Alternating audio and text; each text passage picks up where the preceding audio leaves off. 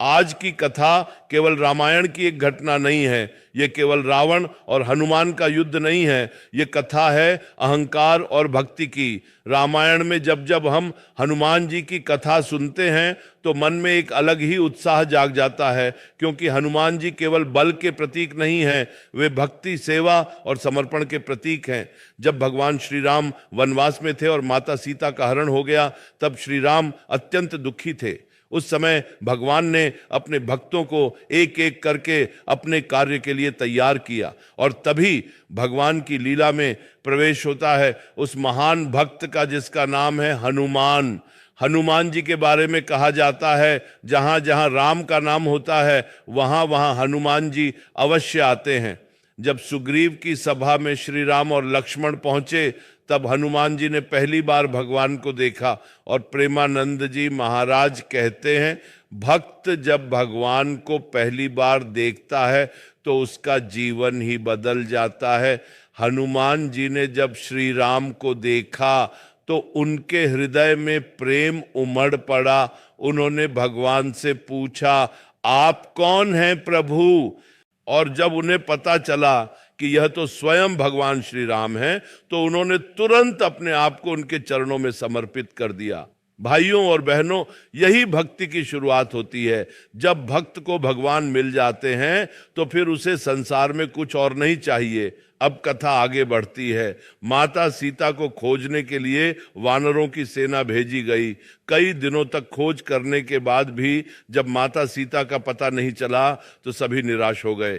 तभी जाम्बवान जी ने हनुमान जी को याद दिलाया, हे हनुमान, तुम्हारे अंदर असीम शक्ति है। हनुमान जी को अपनी शक्ति का स्मरण हुआ, और फिर वह क्षण आया जब हनुमान जी समुद्र पार करने के लिए तैयार हुए। उन्होंने भगवान श्री राम का नाम लिया और एक विशाल छलांग लगाई।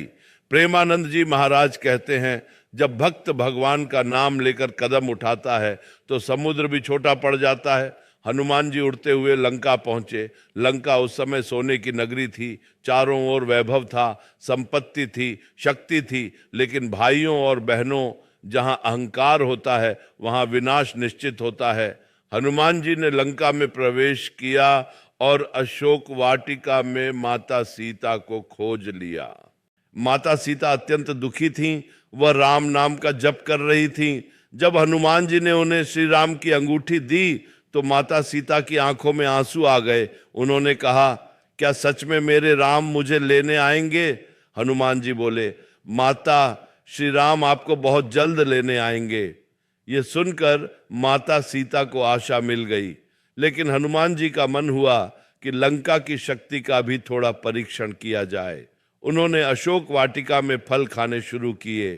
राक्षसों ने उन्हें रोकने की कोशिश की, लेकिन हनुमान जी ने उन्हें पराजित कर दिया। अंत में मेघनाद ने ब्रह्मास्त्र का प्रयोग किया और हनुमान जी को पकड़ लिया गया। उन्हें रावण के दरबार में ले जाया गया। अब दृश्य बदलता है। रावण अपने सिंहासन पर बैठा है, 10 सिर वाला, अत्यंत शक्तिशाली, विद्वान, लेकिन अहंकारी। रावण ने हनुमान जी को देखकर कहा, हे वानर, तू कौन है? हनुमान जी मुस्कुराए और बोले, मैं श्री राम का दूत हूं। भाइयों और बहनों, भक्त की सबसे बड़ी पहचान यही होती है कि वह अपने आप को भगवान का दास कहता है। हनुमान जी ने रावण को समझाया, रावण, अभी भी समय है, माता सीता को श्री राम को लौटा दो। लेकिन रावण के अंदर अहंकार था, और अहंकार कभी सत्य को स्वीकार नहीं करता।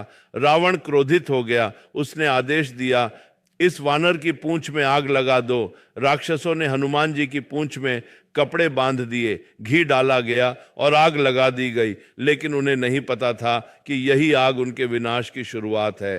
हनुमान जी ने अपना विशाल रूप धारण किया। वह लंका की छतों पर कूदने लगे, एक घर से दूसरे घर, एक महल से दूसरे महल, और देखते ही देखते पूरी लंका आग में जलने लगी। सोने की नगरी लंका धू धू कर जलने लगी। चारों ओर चीख पुकार मच गई। रावण का महल भी आग की लपटों में गिर गया।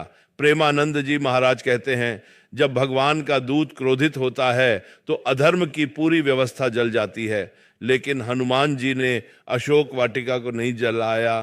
क्यों? क्योंकि वहां माता सीता थीं, भक्ति में शक्ति होती है लेकिन साथ में करुणा भी होती है। इसके बाद हनुमान जी समुद्र में कूदे और अपनी पूंछ की आग बुझाई।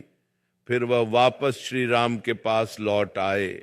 जब उन्होंने माता सीता का समाचार सुनाया तो भगवान श्री राम अत्यंत प्रसन्न हुए। प्रेमानंद जी महाराज कहते हैं, भगवान को सबसे प्रिय वही भक्त होता है जो उनके कार्य के लिए सब कुछ त्याग देता है। अब इस कथा का आध्यात्मिक अर्थ समझिए। रावण केवल एक व्यक्ति नहीं है, रावण हमारे अंदर का अहंकार है और हनुमान जी हमारी भक्ति हैं। जब हमारे अंदर भक्ति जागती है तो अहंकार की लंका अपने आप जल जाती है। इसीलिए भाइयों और बहनों, हर दिन भगवान का नाम लो, राम नाम का जप करो, हनुमान जी का स्मरण करो, क्योंकि जहां राम का नाम होता है वहां संकट कभी नहीं टिकता। और अंत में केवल एक बात, जो हनुमान जी का नाम लेता है उसके जीवन में भगवान स्वयं रक्षा करते हैं। जय श्री राम, जय हनुमान।